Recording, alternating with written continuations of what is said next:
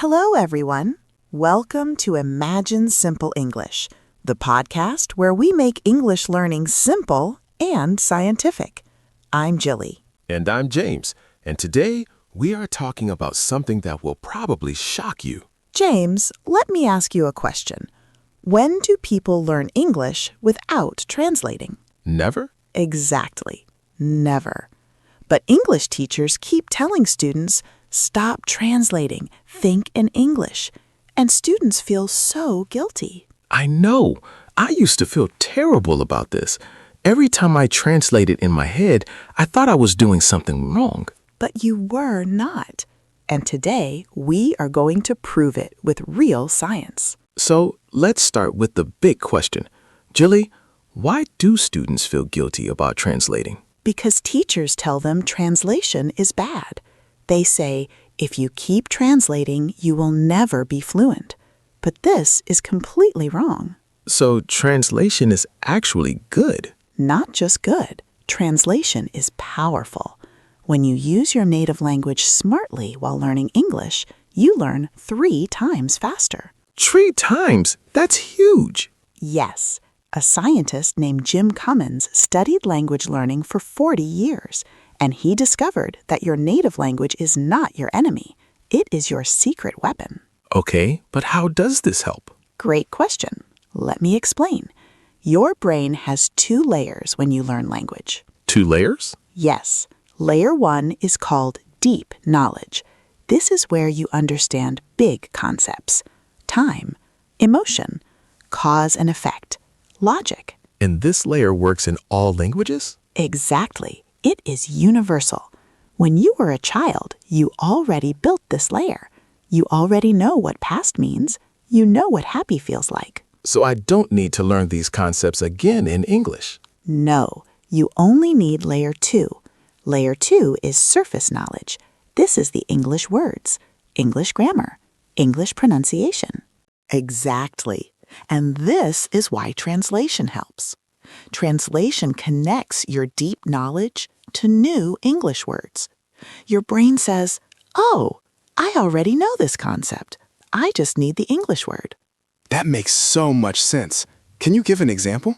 Sure. What do you see?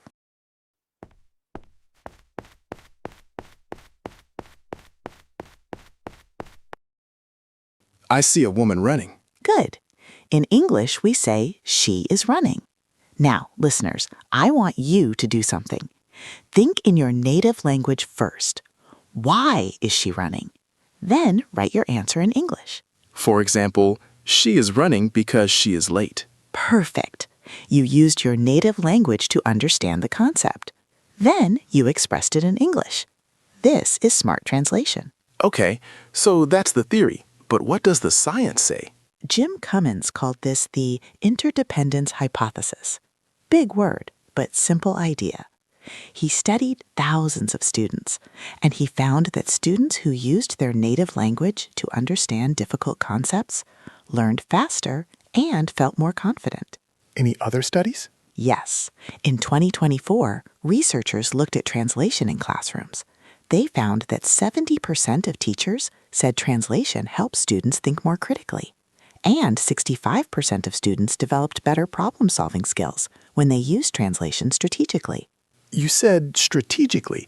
So there is a smart way to use translation? Exactly. Not all translation is good. There is a smart way and a wrong way. Okay, tell us, when should we use translation? 3 situations. Situation 1, learning new vocabulary.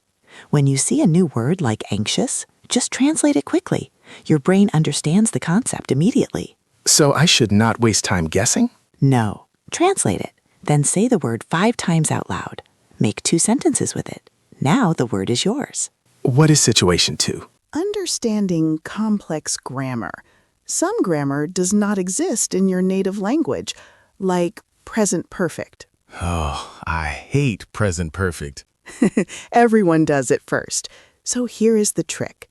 First, understand the concept using your native language. Ask yourself, what is this trying to say? Then practice making sentences in English. That is much easier than trying to memorize rules. Exactly. And situation 3, checking if you really understand. After you read an English text, ask yourself, can I explain this idea in my native language? If yes, you understand. If no, read again. This is like a comprehension check. Yes, very powerful. Okay, so those are the times to use translation. When should we not use it? Also 3 situations. Situation 1, when you are practicing speaking. When you practice speaking English, speak only in English. Do not stop to translate in your head. What if I forget a word? Describe it in simple English. For example, you forgot umbrella. Say, the thing that stops rain. Oh, that is clever. Your brain learns to think in English this way. Exactly. Situation 2, when you are listening. Do not translate every word. Listen for the big idea. Let your brain absorb the sounds naturally. And situation 3. When you already know the word. If you know happy, do not translate it every time. Translation is only for new learning, not for practice. This makes sense. So now, let's talk about the practical exercises. How can listeners use this today? Great question. I have 4 exercises.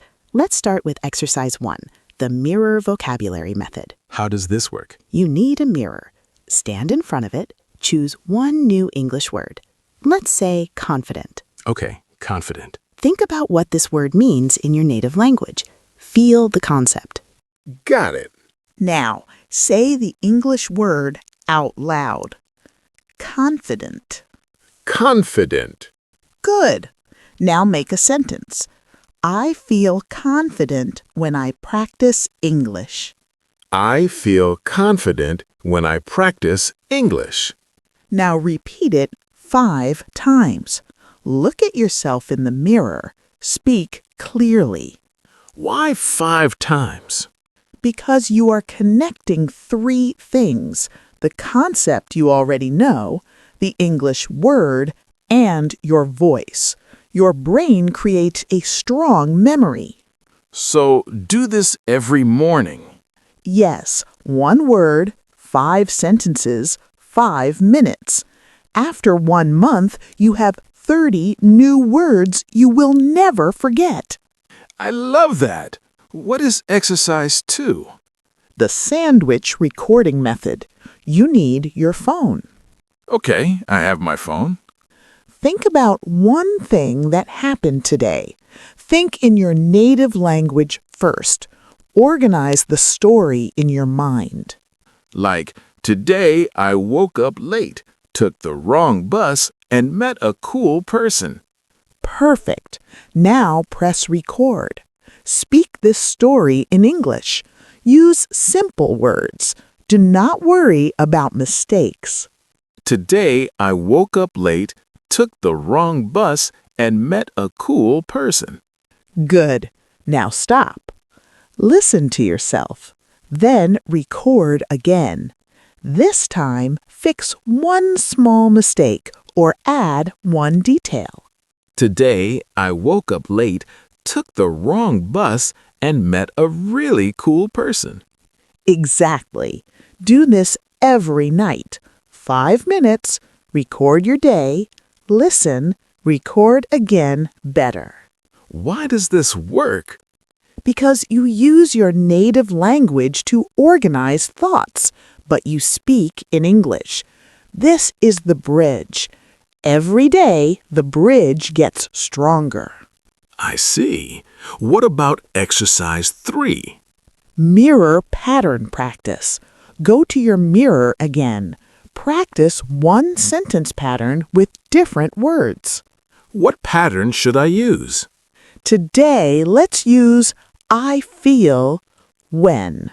Think about emotions: happy, sad, tired, excited. Okay, I feel happy when I practice English. Good. Now, change the emotion. I feel nervous when I speak to native speakers. Perfect.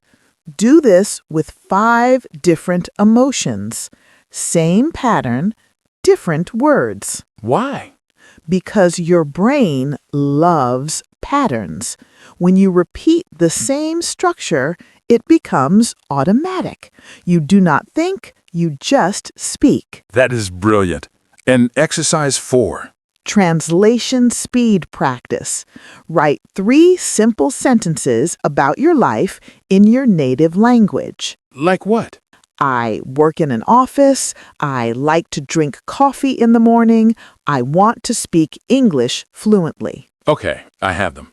Now, press record. Translate these as fast as you can. Do not think too much. Just speak. I work in an office. I like to drink coffee in the morning. I want to speak English fluently. Good. Now listen. Did you hesitate? Where? Maybe on fluently. Okay. Record again. This time, faster. No stopping. I work in an office. I like to drink coffee in the morning. I want to speak English fluently. Perfect. Do this every day. Same 3 sentences for 1 week. By day 7, you speak them smoothly. No translation delay. And then what?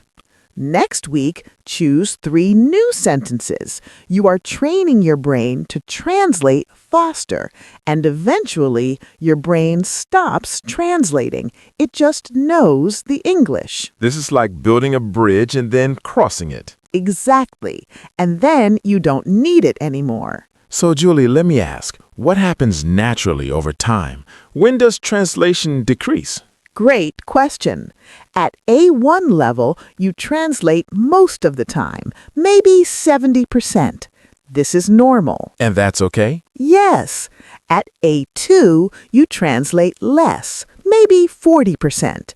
You think in simple English for easy things. Like, I am hungry. Exactly. But for complex ideas, you still use your native language first. What about B1? At B1, you translate only sometimes, maybe 20%.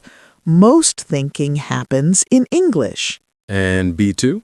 At B2 and above, you rarely translate, maybe 5%, just for very specific words. So it happens naturally. Yes, you do not force it, you do not fight it. It happens automatically as you practice. What is the biggest mistake students make? Serious. Trying to jump from A1 to B2 thinking. They try to never translate. This creates stress, fear, frustration, and they quit. So accept where you are? Exactly. Use translation now. Trust that you will translate less naturally as you grow. What about other mistakes with translation? Mistake 1. Translating word by word. Do not translate every word. Translate the meaning. Like, it is raining cats and dogs. Exactly. If you translate word by word, it makes no sense. But if you translate the meaning, you understand. It is raining very heavily. What is mistake 2? Mistake 2. Using translation more than English practice. If you spend 80% thinking about translation and only 20% speaking English, you will not improve. So what is the rule? 70% English practice, 30% translation support. And mistake 3? Translating during speaking practice. When you practice, do not stop to translate. Speak with the words you know. Describe. Use simple words, but do not stop. Because stopping breaks the flow. Yes, flow builds fluency. Okay, so let me summarize. Translation is good when used smartly. It helps you learn faster. It connects concepts to words, and it is natural. Perfect summary. You will never learn English without translating. It's impossible. Your brain automatically translates when you learn a new language. But we can learn to translate smartly. Yes, use your native language as a tool, not a crutch. So, what should listeners do today? Use the 4 exercises. Mirror vocabulary method every morning. Sandwich recording method every night. Mirror pattern practice 1 pattern per week. Translation speed practice 3 sentences daily. 5 to 10 minutes total? Yes, in 3 months, you will see incredible improvement. Julie, this was amazing. Thank you for sharing this science. Thank you, James, and thank you to everyone listening. Now we want to hear from you. Go to the comments, answer this question. Do you translate in your head when you speak English? Write always or sometimes or trying not to. And if this podcast helped you, please like it and share it. Subscribe to Imagine Simple English because here we learn with science, strategy, and without guilt.